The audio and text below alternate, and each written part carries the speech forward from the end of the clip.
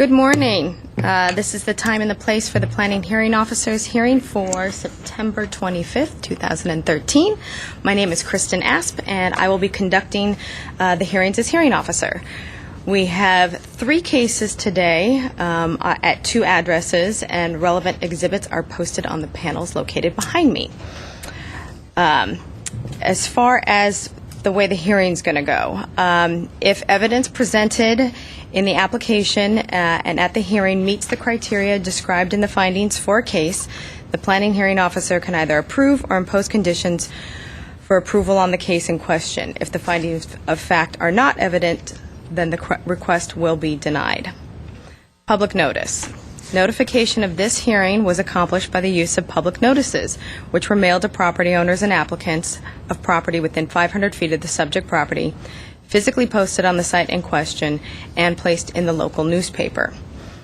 The hearing will proceed as follows. The description of the application or request will be read. Any relevant reports or comments received from other city departments or other letters of communications from interested parties will be noted. The case planner will make a brief overview of the case, give analysis, and make a recommendation. The applicant will be asked to come forward stating both name and address, and will be asked to present the case within a 15-minute time limit. Others in the audience who wish to speak will be asked to come forward stating both name and address, and will have a 3-minute time limit. The applicant will be given an opportunity to make closing comments if desired in response to testimony given by the preceding speakers within a 5-minute time limit. The hearing will be closed and the case taken under submission. After the hearing, the decision will be prepared in writing and will be in the form of a letter sent to the applicant and to all persons who responded to the public notice, either by speaking at the hearing or by submitting written responses and have provided their name and mailing address. The date of the decision will be the date appearing on the letter, not necessarily the date of today's hearing. Appeals. Under the appeal provisions of Title 30 of the Glendale Municipal Code, the decision may be appealed to the Planning Commission within 15 days from the date of decision. And notice of appeal shall be filed with the Building and Safety Division located in this building, the Municipal Services Building, Room 101 of this building located across the hall. Speaker cards. If you wish to speak, please write your name and address on a speaker form at the front door, and please provide it to our planning staff. I would also like to inform everyone that the official proceedings of the planning hearing officer's hearing are recorded on tape as part of the public record. So, we do have 3 cases today at 2 addresses. I am going to rearrange the agenda a little bit and take the second item first, just for the sake of time. So for the first hearing, it is for conditional use permit number 1320065. It is at 1232 South Glendale Avenue. The applicant is Alejandra Renillo. Yes. And the description, this is an application for a conditional use permit to continue the on-site sales, service, and consumption of alcoholic beverages at an existing full-service restaurant. I will now ask the project planner to just give a brief overview, and then we'll move on to the applicant. Good morning, Ms. Asp.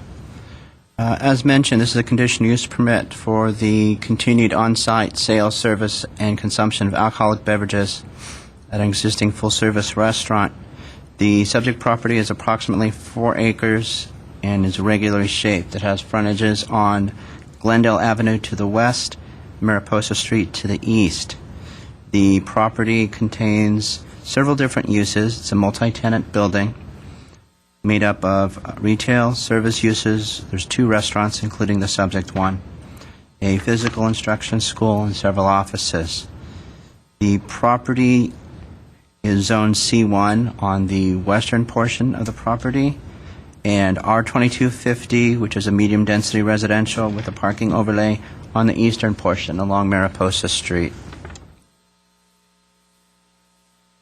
The police department was the only department that had comments regarding the subject application, and they have submitted their comments and suggested conditions, which were included as part of the draft conditions of approval. Staff did not receive any other comments from other departments or any phone calls or letters in opposition to the proposed project. The restaurant in question is about 1,482 square feet. It's been in operation for about 7 years with the same sales, service, and consumption of alcohol in conjunction with food service. The hours of operation are from 8 a.m. to 10 p.m. Sunday through Thursday, and 8 a.m. to 11 p.m. Friday and Saturday. Service of food is available during all hours of operation, and there are no changes proposed to the hours. There are 270 parking spaces on site, and as mentioned, the business has been in operation for 7 years without incident. Staff believes that all the required findings for the conditional use permit, as well as the specific findings for the alcohol service, can be made in a positive manner, and recommends approval subject to the draft findings and conditions that are presented before you. That concludes my presentation. I'm available for any questions. Thank you.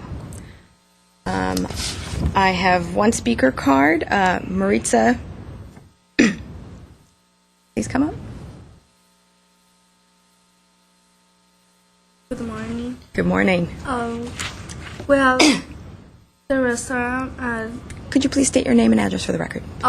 My name is Maritza Guardado. My address is 3314 Andrita Street, apartment number 12, Los Angeles, California, 965.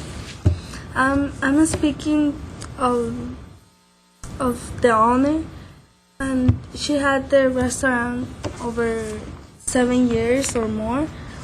They mainly serve food, and the beer and wine is just another option.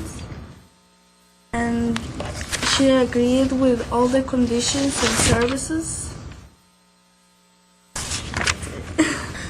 I don't know if your mom can add to this, or if just you guys have been there for about 7 years, and you're open you start open at 8 a.m. 8 a.m. Okay. 10 p.m. from Monday to Friday. So you have like a breakfast, lunch, and dinner Yeah. options. I see that there is a menu in here. And this is only for beer and wine. There's no other spirits or anything served. Yeah. Just beer and wine.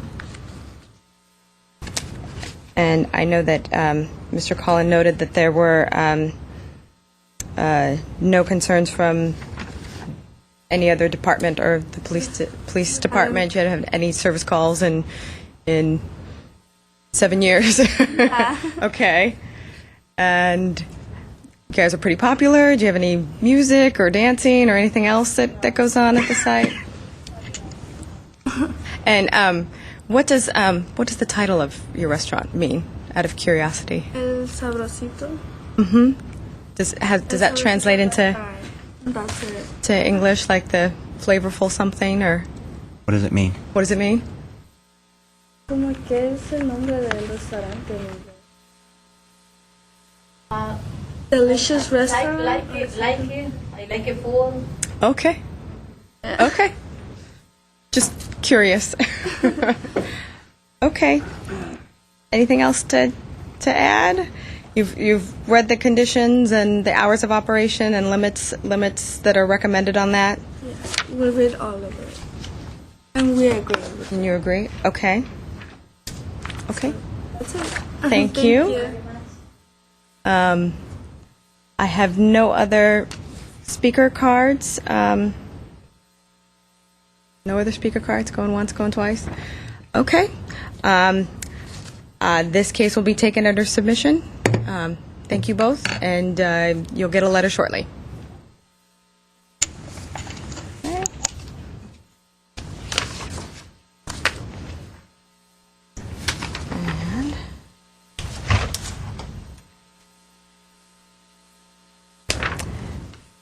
For the next case, I'm sorry, is the applicant here yet? You are, okay. okay, Very good. thank you. I wasn't sure.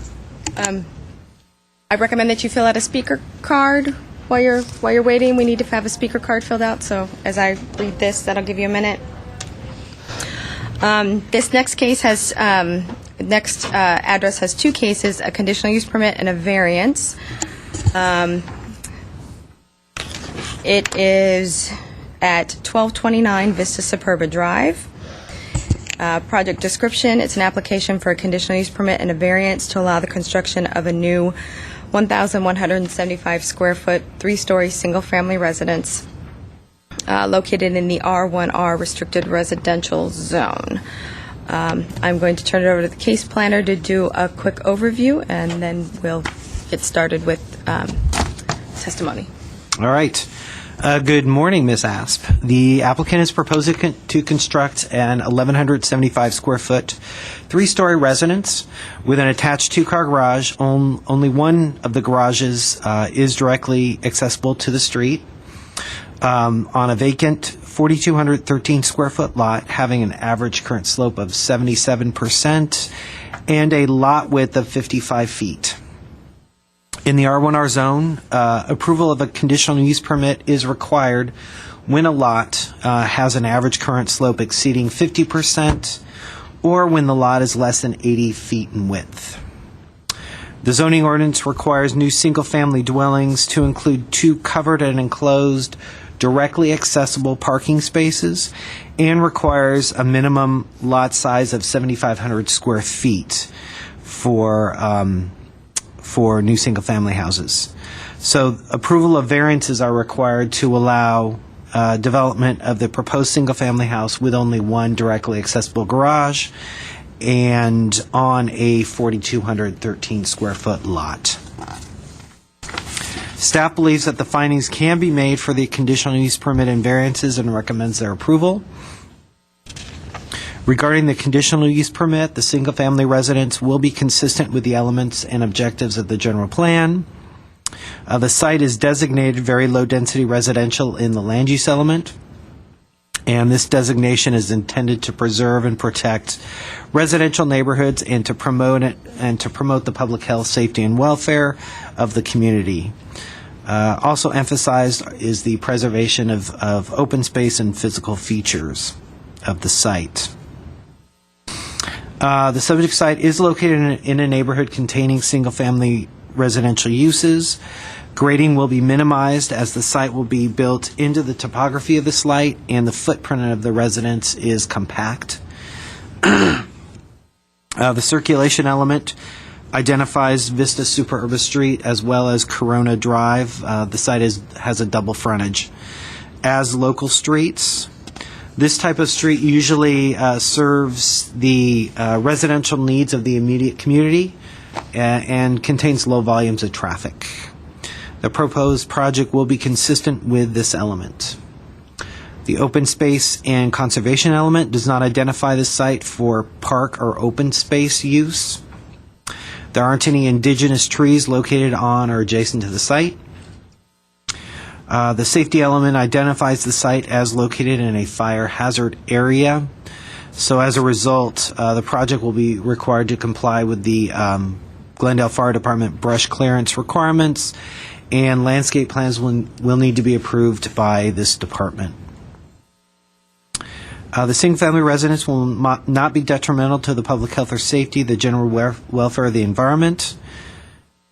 Construction of the proposed residence would involve limited grading. Approximately 44% of the site will remain ungraded open space. The project will not impact surrounding uses or the character of the neighborhood. The surrounding area is residential, and the topography is similar. And the topography of the area is similar to the subject site. All lots, in fact, on Vista Superba Street are less than the minimum required 80-foot lot width.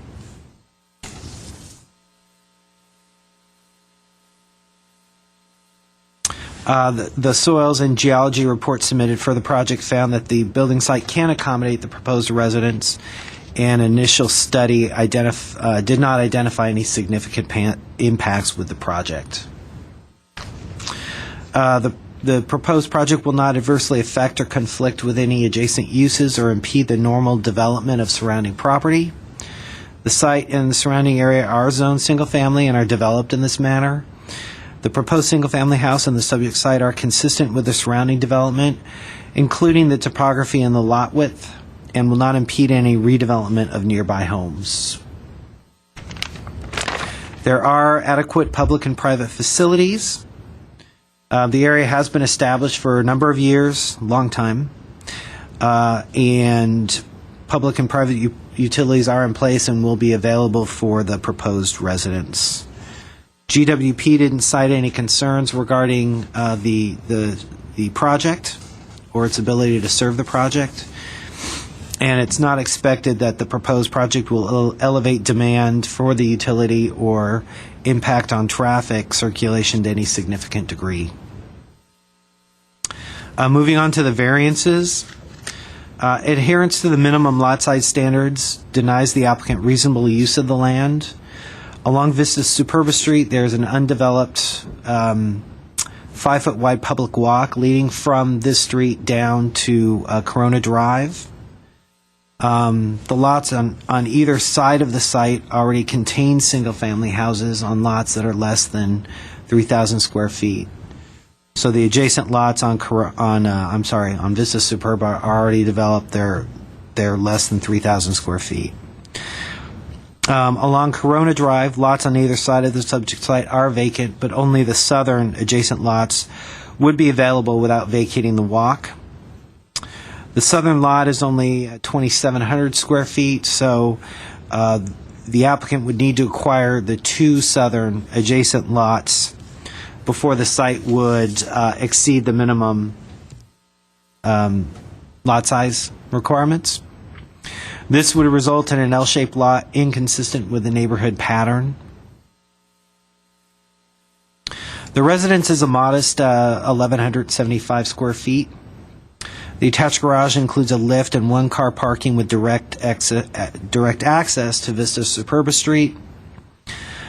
Given the required minimum setbacks, ungraded open space, and floor plan logistics, it would be practically difficult to provide two-car direct access parking to the adjacent Vista Superba Street. There are exceptional circumstances applicable to the property involved that do not apply generally to other property in the same zone or neighborhood. The subject site is small and steep. The majority of lots in the Adams Hill neighborhood share this characteristic and are also zoned R1R. Most other neighborhoods in the city, however, zoned R1R were subdivided later than Adams Hill and contain larger lots. Lots adjacent to the subject site along Vista Superba Street are developed with single-family houses that are substandard in size. While the applicant could acquire the two southern adjacent lots, this would result in an L-shaped site inconsistent with the neighborhood and without any substantial benefit for the neighborhood. The applicant has done a commendable job balancing compliance with most development standards with proposing a well-designed, modest single-family house which generally complies with the hillside design guidelines and fits well into the surrounding neighborhood. The project will not have any adverse impacts as identified in the environmental review. The granting of their variance will not be contrary to the objectives of the ordinance. Again, homes in the Adams Hill area are generally developed on small lots. Lots on the west side of Vista Superba range from 2,250 square feet to 5,000 square feet with an average size of 3,460 square feet.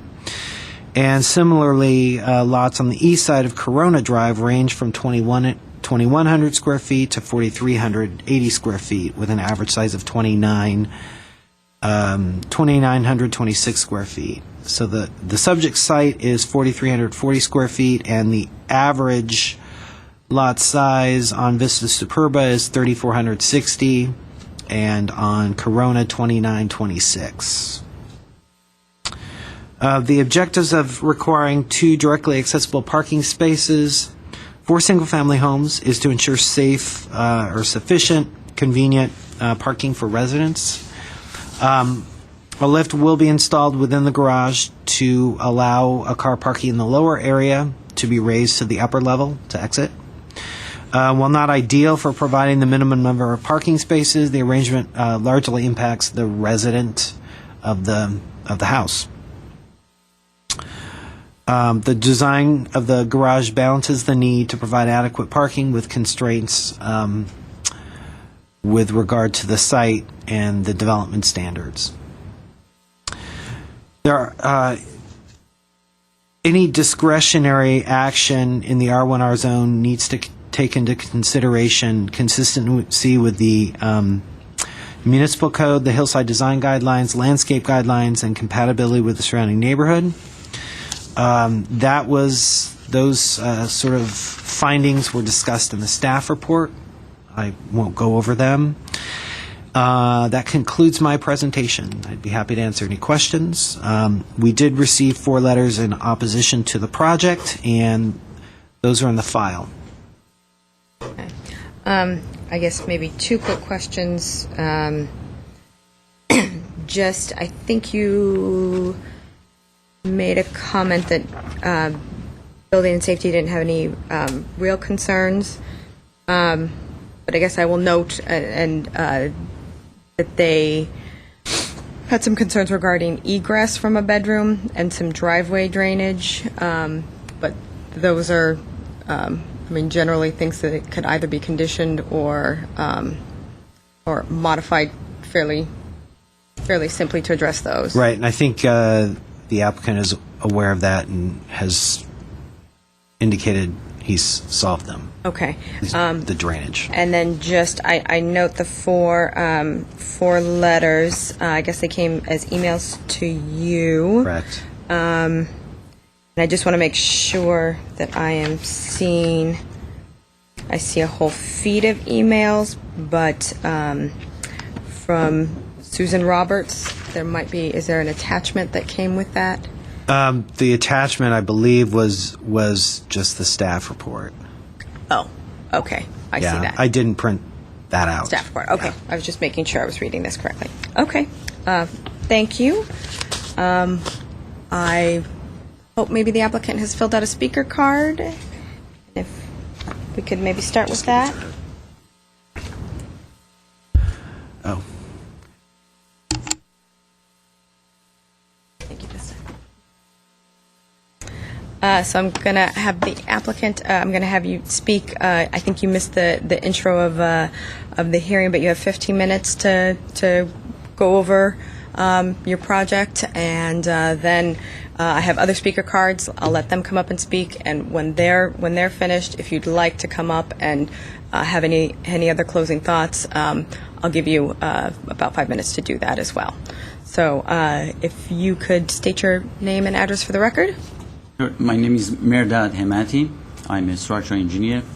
First of all, I'm sorry I'm late. I left San Diego 6:30, and normally it takes 2.5 hours. It took more than I thought. That's why I was late. We actually we bought the property on Vista Superba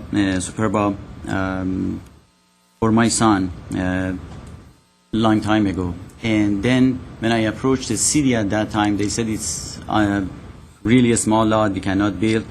Then I approached the owner of the lot below me that it's facing Corona. And through a lot of negotiation, we bought that one. We actually tried to buy the lot on the south side that belongs to Dr. James. And he indicated he's willing to sell it, but he asked me if I buy it, I cannot build on it. And also another condition was after I pull the permit, then I return it back to them. When I checked with the city civil engineering, they said no, if you buy the property and part of the condition, you get the permit, you cannot sell it. It's going to be just one lot. That's why I communicate with doctor, and he said, no, I'm not going to sell it. That was the reason.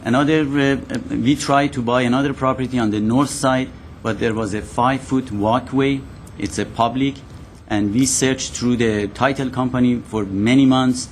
We couldn't find any owner on that one, and when I talked again to the civil engineering department, they said they're not going to consider buying. I mean, even I buy the property next on this north side, I cannot combine it with my property.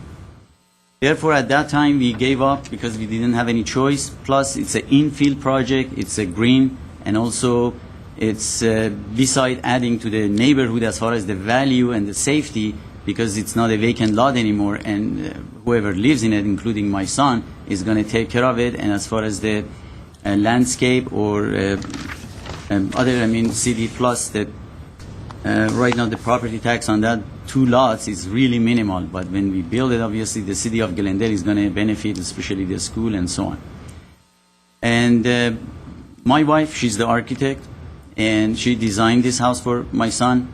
He's a, as you see on the in plans, most of the house actually is inside the hillside. Therefore, it's really conforming. And as far as the street side, this is the lowest house from the street, because on south side it's about the house is about 25 feet above the street, and to the north side that's about I believe like 15 feet from the street, and the maximum height of this building from the street it's about 11 feet.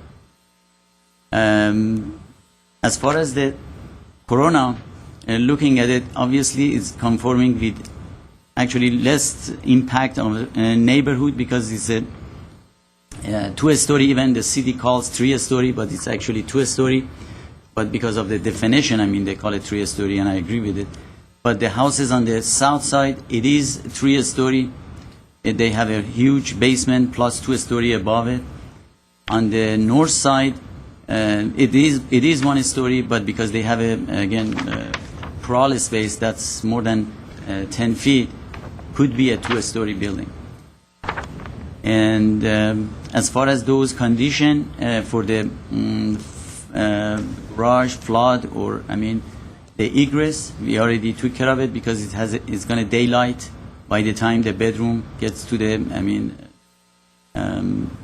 south west, and there is no problem. And as far as the flood, obviously because the driveway is lower than the street, we have to provide a sump pump to pump the water to the street in case of flood, or just have it natural going to the corona. It depends on a civil engineer when we submit for the permit. Any other questions? Can you maybe tell me more about the house and why you designed it the way you did, and just the overall? I wish I had my project? wife here, because she could have explained that more.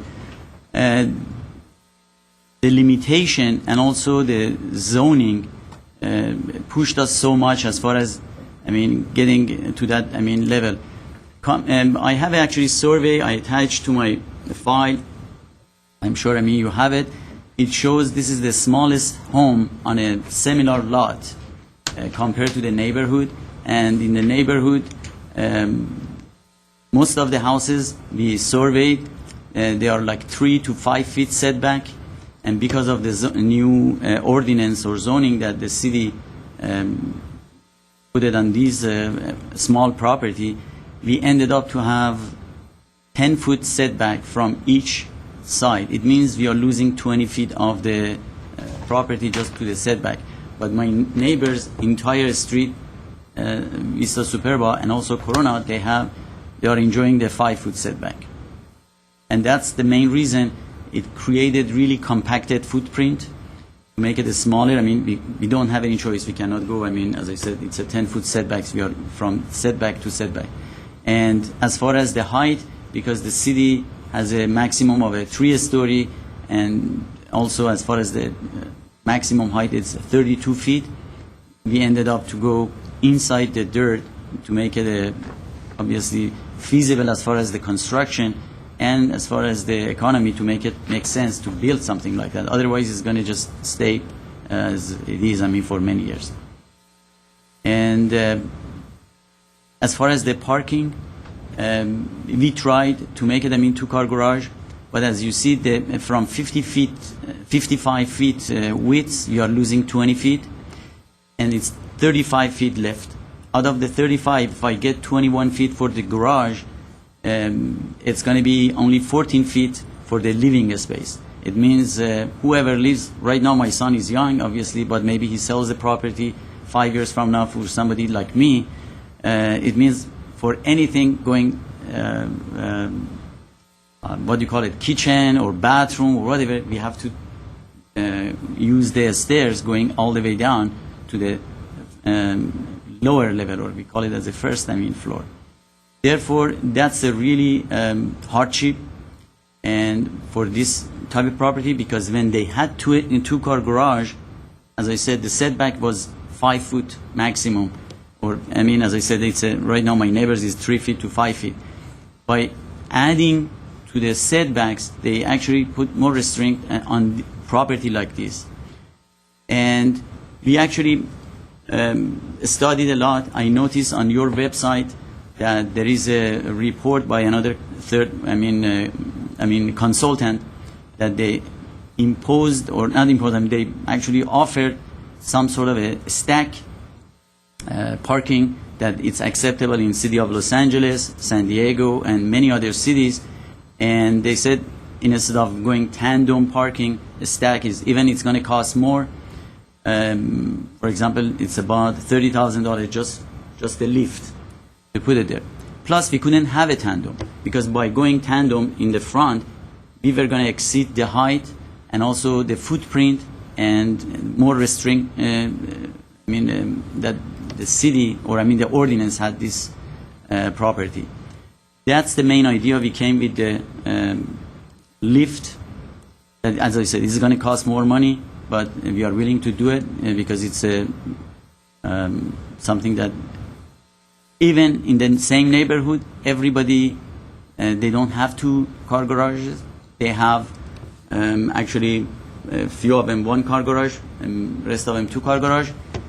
The worst scenario that I see it, everybody in this neighborhood, they have only the garage and the building, they are right on the property line, or it's 5 feet from the property line. But because I have to have an 18-foot driveway, therefore that's going to create more, problem for the garage as I have it. Everybody has right on the property or 5 foot maximum from the property line. And that's why they have problem for backing up and other stuff, because the street is really narrow and people, they park and so on. But for this project, they shouldn't have any problem because it's an 18-foot driveway. They can just back up or going in very easy. Can you tell me more about this lift and how it works and all the good stuff? That's right.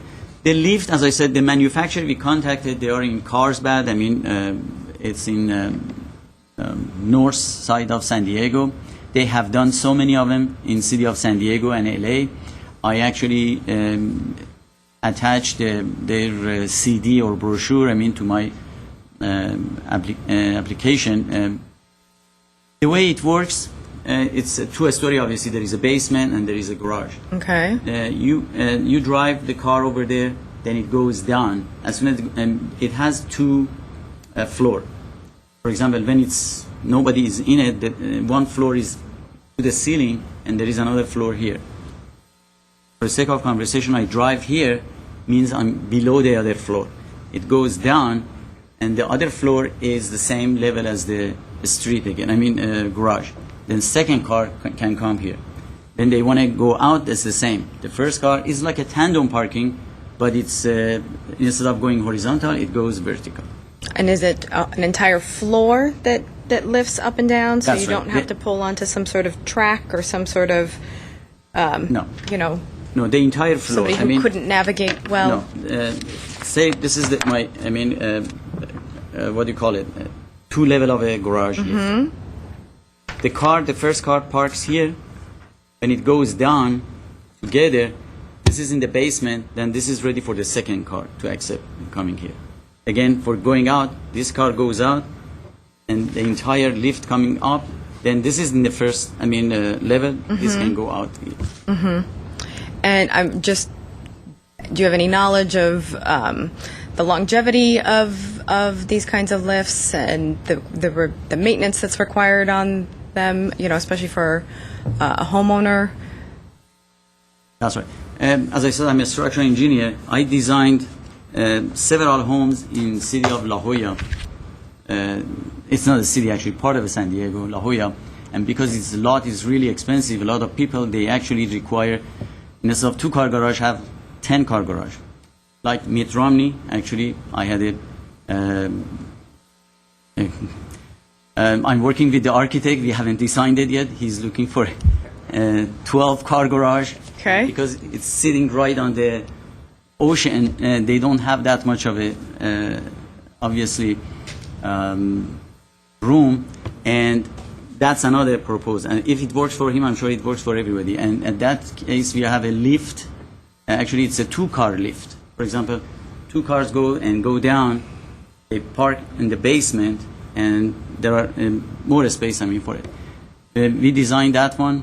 It's in the process. And 3 other houses that I designed almost 7 years ago, and they are still working. And the reason actually I knew these people by their recommendation. I contact them, and I said they are reliable, and that's why I contact these people, and I got the brochure, and they said they have done it for 15 years so far in the city of, as I said, LA and San Diego, a lot of places, and they never had any problem.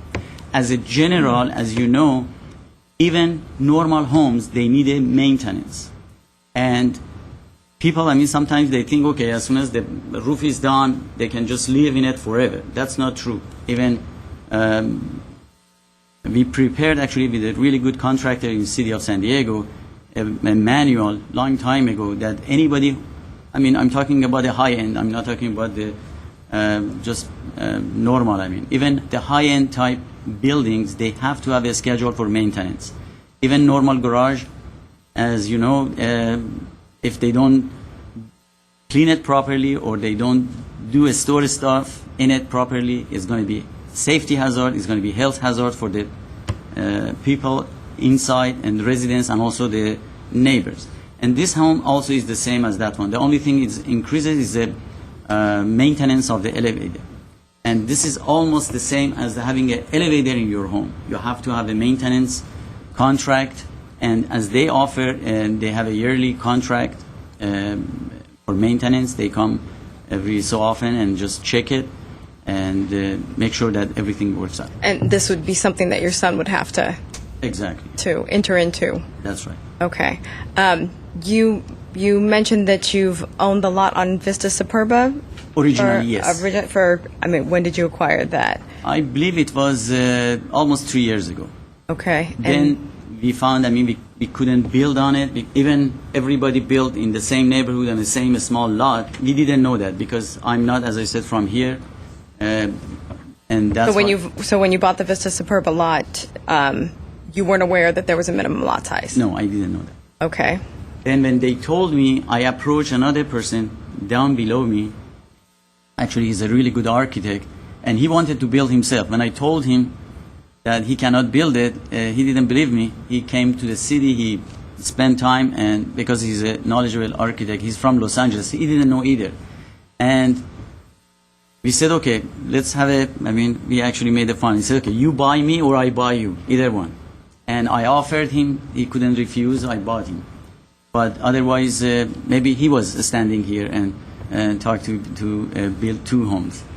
And that's actually the story started. And then I knew because it's below the even with the both requirement. lots that it's below the minimum Right. lot size. I contacted the neighbors, and not neighbors, the owner of the lots below me. As I said, to the north, they were willing to sell it, but I have a 5-foot public walkway between my building and my north side. And when I asked the city, the civil engineer at that time, they said, I have to find the owner because there is no document in the city of Glendale that who owns it. as far as, because when we have to vacate it. To vacate this one, giving 2.5 feet to the north side and 2.5 feet to me, and then I can do it. That process obviously takes time, and we couldn't find any document that who owns it and who's going to actually work on it. As I said, on the south side, I contacted my neighbor to the south, and as I said, he was willing, but he said there is two conditions. One, you cannot build on it. It means even I am adding more square footage to the lot. If I couldn't build it because of the other restriction as far as the height and so on, that's the waste. Plus, he asked me when I'm done with the planning everything, I returned the lot to him because his property actually is about, the lot he has right now is less than 3,000 square feet, and the home is close to 20-something hundred square feet. And it's by getting back, the city said, no, as soon as you merge these three lots together, you cannot do it. Right. Then I contacted him, and he said, oh, I'm not selling it to you. So now you have these two lots, and you decide to move forward with That's right. designing something. So when you took into consideration how that it would be less than the minimum lot size, and then after your parking issues, everything else you designed was to not have any other variances. Yeah, we tried to have the minimum. We could have gone for either two-car garage and get a variance for the setback. Then I contacted again the city planners. At that time I came like 3-4 times. They told me it's unlikely to get a variance for the setback, as far as because this is a really critical. But either way, I had to go to the variance anyhow. And that's why we made that choice to just go with the stack Okay, versus so just then go so you variance. also get the driveway, so that could potentially accommodate a car, That's as right. well as then this elevator lift car thing to get the two Exactly. the two required parking spaces. That's right. And if I compare the my project to neighborhood, I have 3 space for the cars, versus they have 2 space legally, but most of the time, because they don't have any storage, whatever, as you know, their garage is only 1-car garage, even it's 2 doors, and they are using as a storage. But this one, we cannot use it as a storage because it's a lift. As soon as they put something there, it's going to be a hazard for them. Okay. I think I'm going to move on to other speakers, but I will give you the opportunity to Sure. have a rebuttal for when they're done. So, thank you. Sure. First speaker is Gary, and followed by Brianna.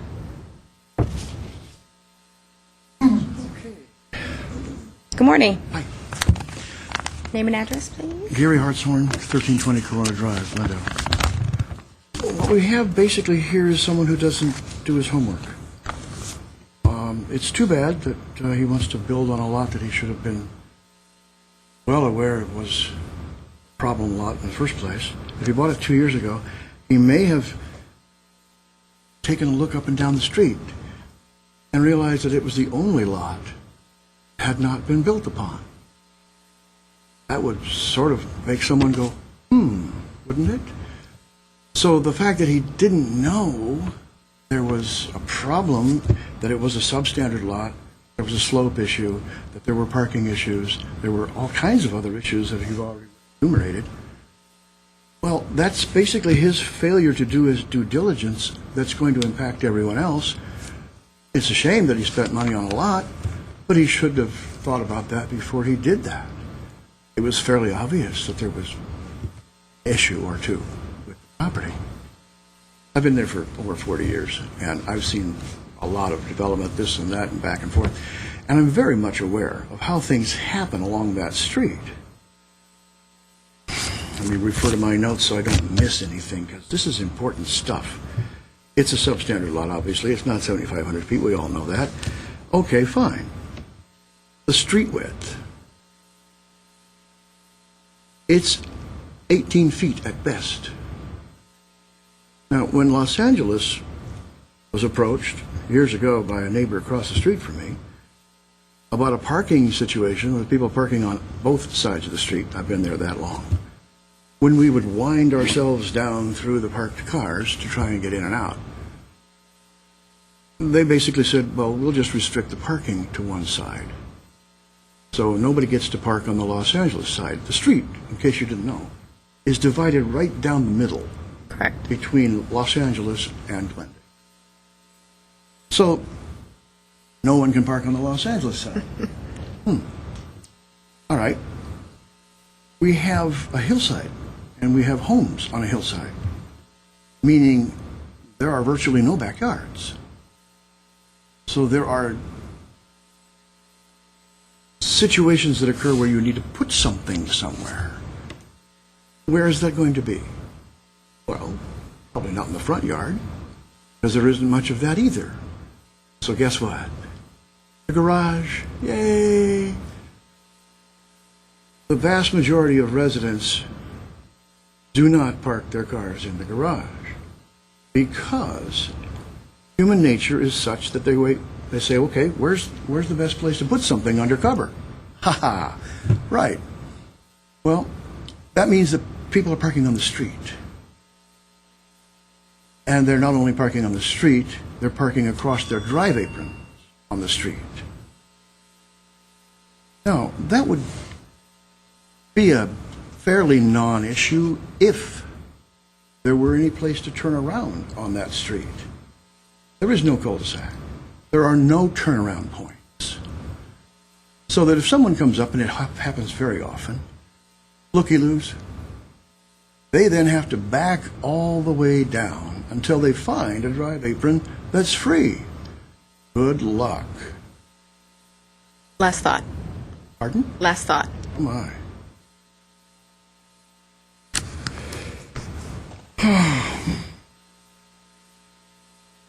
Well, it is just a shame that the rest of the neighborhood has to be impacted by a fellow who didn't do his homework. Thank you. Is it Rihanna? Rihanna Siplo James, 1235 Vista Superba Drive.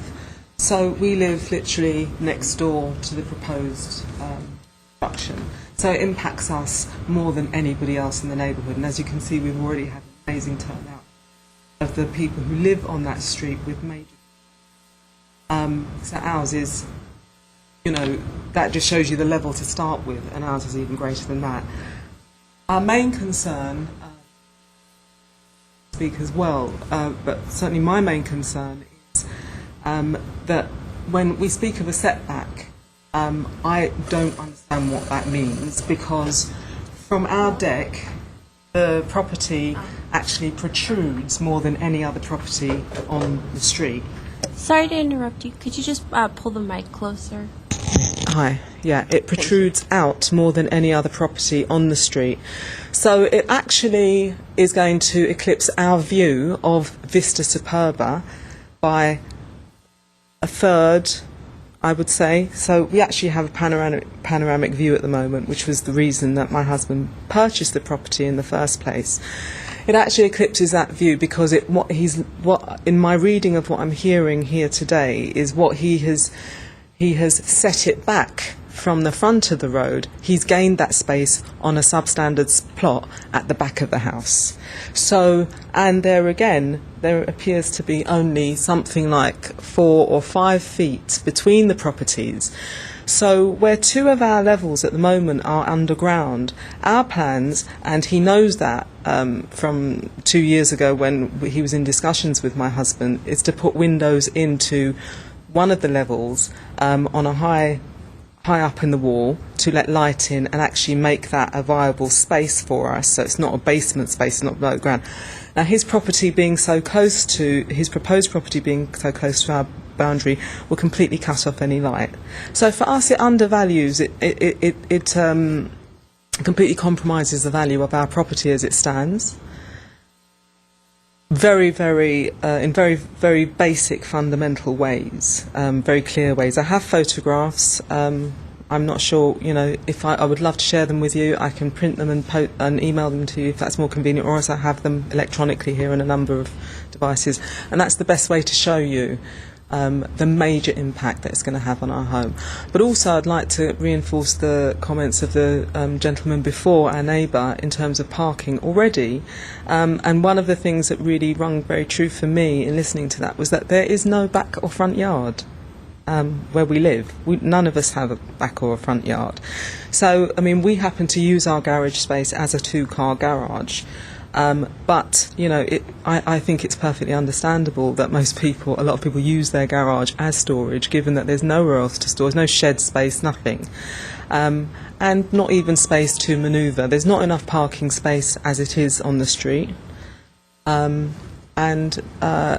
I just think it's completely, it's completely unreasonable. And in terms of the setback, there really isn't a setback. The setback to the price of our property and the view that we enjoy at the moment. But there's no I don't understand what he means when he says it's set back at all. It's actually protruding completely out by, I would say, 5 feet beyond our borderline, 6 feet. And it's on level with our deck as well. And also we have a lower deck, so it completely eclipses the view from the lower deck as well. So that's our main concern. Thank you. Okay, thank you. Is it Winston? Is that right? Followed by Ryan? Yes, I'm Good morning. Rihanna. I'm Winston James, 1235 Vista Superba Drive.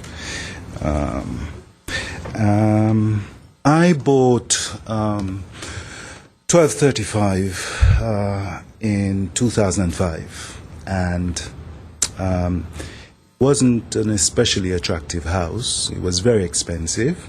2005, it was the height of the market, effectively. But I bought that house primarily because of the view, and I also was assured by people who knew about the regulations in the area that the property adjacent to 1235, that is 1229, could not be built on, right, because of the restrictions on the amount of land that was required to be built on. And I also understand that other people, it changed hands, even since I've been there, it changed hands several times. Other people discover that it's very difficult to build on it because of the quality of the soil, etc., etc. So that is one thing to bear in mind, that I came to the purchase of that property and I've invested greatly in the property, over $100,000 since I've been living there. And I think that this development next door is a shock in many ways, And I have spoken to Mr. Hamati about it, and we did talk about the land below. But in terms of the design, the thing that has emerged is quite different from anything that I thought would be developed there. It's much higher than I thought it would be. It actually, as Rihanna points out, it protrudes and blocks our view, and therefore it diminishes the value of the property that I've spent a great deal of money on in purchasing and in terms of improvement. So the other thing that is also important to note is that I had the option of buying that piece of land, lot 161, before Mr. Hamati bought it, and I didn't feel I needed to buy it because it couldn't be built on. And if I knew that somebody was going to be given permission to build there at that time, I would have bought it, right? It was available for under $20,000, and I could have bought it. What I find here is that various rules are being put aside, rules that I thought would protect my interests are being put aside in order for this development to take place, apart from the diminution of the value of the property that emerges because of the blockage of light, blockage of view, etc. What we're asked to do is to put aside the regulation on the slope, put aside the regulation on the width, put aside the regulation on the minimum square footage for the land and to put aside the regulation on parking. And I'm astonished that Glendale would be willing to so easily put aside these extraordinary regulations that are supposed to protect the neighborhood. And it says it wouldn't adversely affect or conflict with adjacent uses or impede the normal development of surrounding property. That's not true. Last thought. Yeah. So basically, I have to oppose this. It's a lovely house. It's a beautiful house. But it would be nice for it to go somewhere else. It blocks my view. It diminishes my property value. It does impede the neighborhood. The road is narrow. My garage entry is the only one that people turn around there virtually, right? It's the widest one, right? And you know it's just going to make it more difficult on that street for everybody, including myself. Okay, thank you. Thank you. Ryan?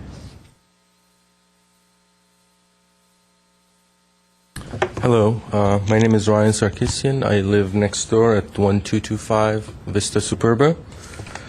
I agree with everything our neighbors have been saying. As far as the lot, I've had a problem with the sign that was on the lot announcing this meeting, because it says it's a 4,213 square foot lot, and it's not. It's two lots of 2,100 square feet.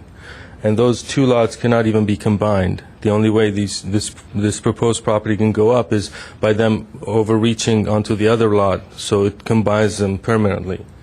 So when we bought in 2009, same thing as our other neighbor, we were told that that's too small. Adams Hill, people have tried building there, it's not building, because people have tried in the past, and now the regulations are even stricter, so there's no way something's going up there. And it is a shame that,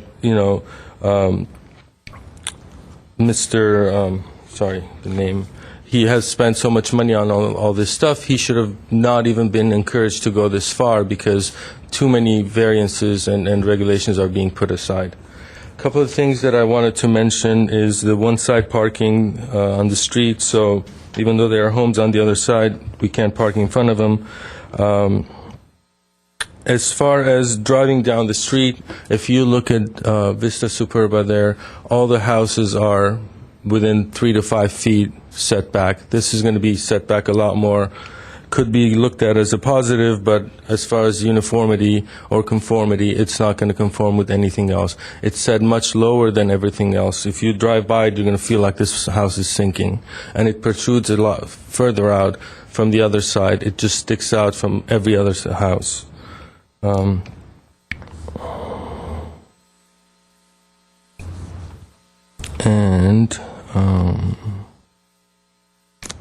Yes, I think that's it.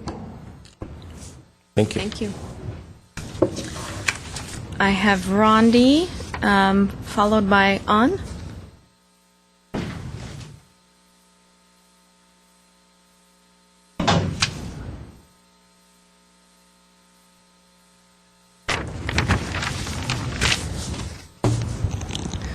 Hello, my name is Rondi Werner. I'm the president of the Adams Hill Neighborhood Association and a 25-plus year resident of Glendale, and I've lived in Adams Hill for over 13 years. The reason people move to Adams Hill is about the views. It's not about the square footage. The houses are small. We put up with a lot of traffic issues to live there. And as it was mentioned before, that is the last unbuilt lot on that street, and it provides a nice glimpse of the surrounding hillsides and mountains and so on. It is, I'm sure, very cherished, even though I don't live on that street itself. It is, the single most appealing attribute of that street is that view corridor. So I reviewed the reports and the variance application, and I was very concerned. And I went there myself to take photos, and I was surprised. Even for Adams Hill, the street is very narrow, and I had a very difficult time even turning my car around to leave after taking the photos. And even though it was 9:30 in the morning, the streets were lined with cars at a time of day that you'd expect most people are away at work. I can only imagine what it's like at night when everyone is home. And I just feel like the residents who have spoken today about being assured that the neighboring property was unbuildable, and then now someone's trying to build on it. It's a real source of concern, and I think it sets a very dangerous precedent for other parts of Adams Hill and other hillside communities. Also, I'm concerned about some of the safety issues because emergency vehicles would not be able to get in and out quickly because of an emergency. Even the fire department has mentioned that it's restricted access, and that is a high fire hazard zone, like most hillsides. And so I think the potential impact to the safety of the people in the neighborhood cannot be overstated. So we all rely on the City of Glendale's experts to set these standards of 50% slopes, for example, and minimum lot sizes to prevent overcrowding and unsafe living conditions. And so I think that dismissing these standards would adversely impact the quality of life on Vista Superba and set a dangerous precedent for other hillside communities. And also it would impact the safety of other people in that community and also risk liability to the city. Thank you. Thank you. Is it on? Followed by David.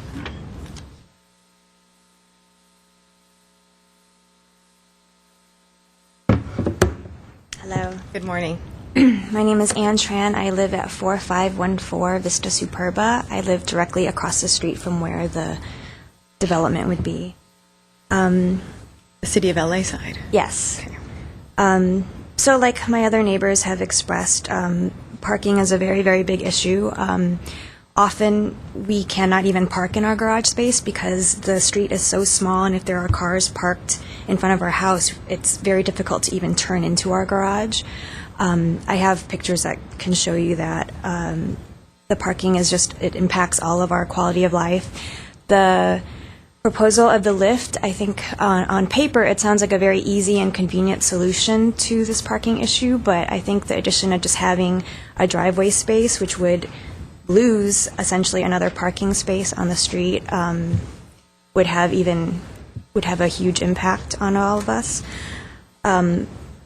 Already with the safety issues, I've been inquiring with different insurance companies to renew my home insurance, and there were 2 companies that won't even give us an insurance policy because they feel that the street is too small, there's no turnaround, there's no exit for fire trucks and safety vehicles to get up. So it is a challenge to find home insurance coverage just on those grounds. Our house faces east and west, and so a lot of the light that we get is from the sun setting. And if this house were to be built, it would block the sunlight completely, in addition to blocking the view, which when we bought the house in 2009, again, it's a tiny, tiny house, and we were assured by different people that that no one could ever build on that lot. So that definitely did influence our housing purchase. I think that's about it. The other thing, I can't stress enough the parking. I mean, both of us purchased small 2-door cars because of, to deal with the parking situation. So we love the neighborhood. We'd love to stay there for a long time. I'm not sure, if this house were to be built, it would definitely, it changes a lot with our neighborhoods, wanting to stay there. Anything else? Would you like to see the pictures at all? If there are pictures, I'll just ask that you talk to the project planner when you're done. David, followed by Tony.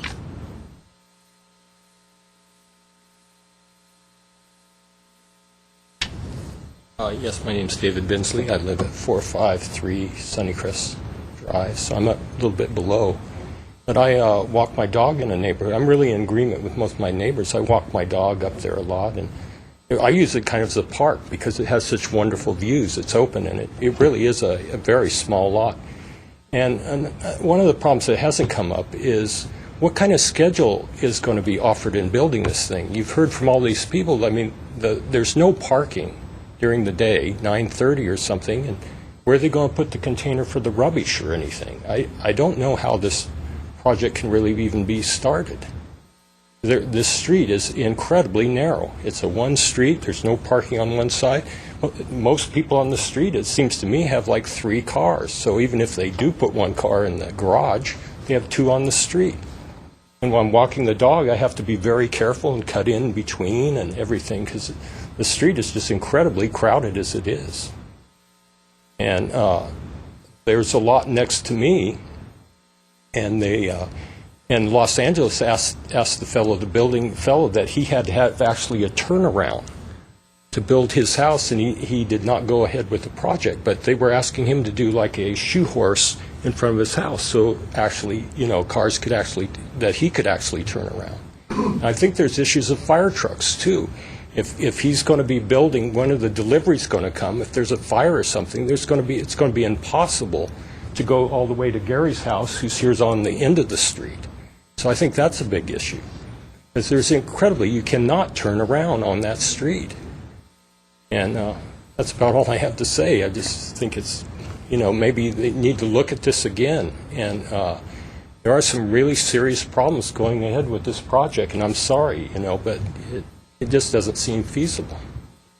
Okay, thank you. Thank you. Followed by Tony.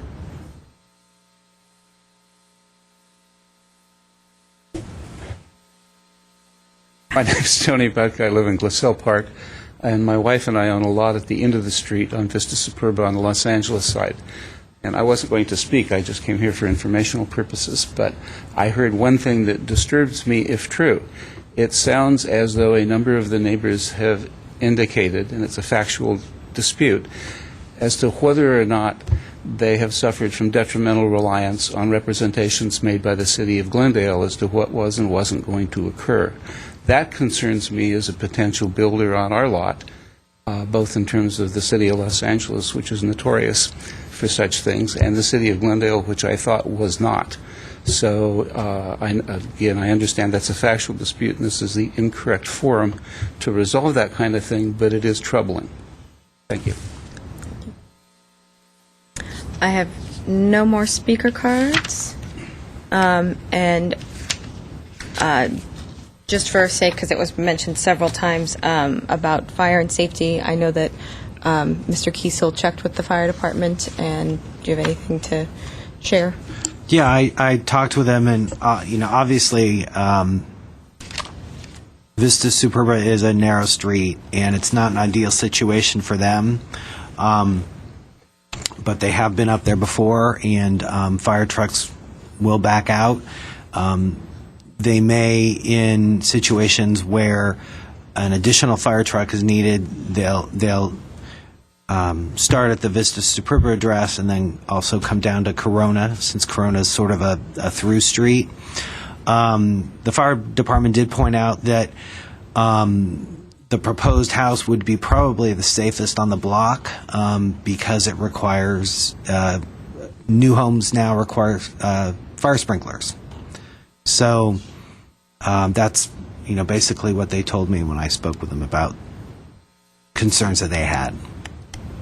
Thank you. I'll ask the applicant to come back up. Can you come to the microphone, please? Like I said before,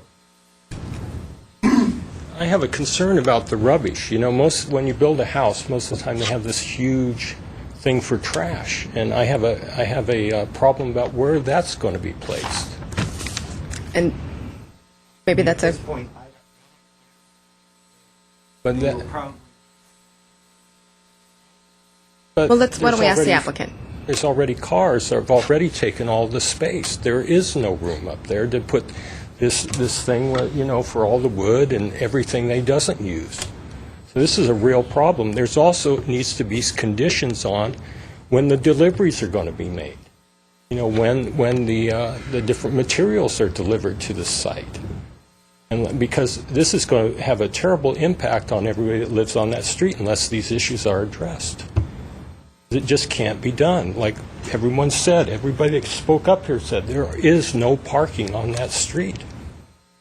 I'm going to ask the applicant to come back up and address anything he'd like to that he heard from the group, maybe in particular the staging and... Sure. I want to go through some of the stuff that actually mentioned. I really appreciate, their concern. As far as the blocking light to my neighbor on the east side, I don't know how, because the street is 18 feet wide, and they have 5-foot setback, and I have a 15-foot setback. It adds up to 38 foot from their property, and the maximum height from the street is 11 feet. And we have a really huge, hill or mountain. They cannot see the sun going down below my building. Therefore, it's not blocking. And my house is going to be, we are going to have a house 38 feet from there. That's another. And as far as the other issue, as far as the fire department, as you said, this is going to be the safest home compared to the other home that it was, they were built many years ago because it has a fire sprinkler and also it has access from 2nd Street. If there is a fire, they can come from Corona versus Superba, therefore is less impact on that street. Going back to the, also my neighbor, that I have a lot of respect for them, they talked to me about the window, that they want to have it later on. There is no window on their north side. Even at that time, I mentioned to doctor that he cannot have it because the new code, the building code, it says you cannot have any window less than 5 foot from the property line. And their property line, their setback, it's about from 4 feet to 3 feet. Therefore, they cannot have any window based on the building code anyhow to block with my building. Also, the roof of my building is going to be the same height as their second floor deck. It means they have a second floor looking over my property, and my building is not blocking them at all. And as far as the view, I'm sure you know better than me, there is no view right, obviously. And as far as building on any lots, maybe somebody misinformed them, there is a MAP Act, and it says if any lots subdivided before 1970, the owner can build on it if they actually go with the city ordinance and so on. That's why we are here, and we want to just do it. We can go with a really smaller home. Something that they cannot prevent, and not a smaller. What do you call it? More, but it's going to look ugly, and it's going to bring the value of the property in the neighborhood lower than as they think. And as far as the staging, I really appreciate. We thought about it. We are going to actually, at the bottom of this, property, we are going to put some sort of a staging for the dirt, and it's going to haul away all the dirt from from the street below Corona. And as far as the material delivery, there is no way to bring a huge truck, or a trailer or whatever. It has to be delivered by the small truck, like a 2 tons or 3 tons, and those are like the same as the private cars. As everybody has it. The pickup truck. Pickup trucks, Okay. yes, because there is no other way for them to bring a larger truck or trailer to for the lumbers. And the third one, the house is so small. We don't believe in having so many, lumbers to begin with.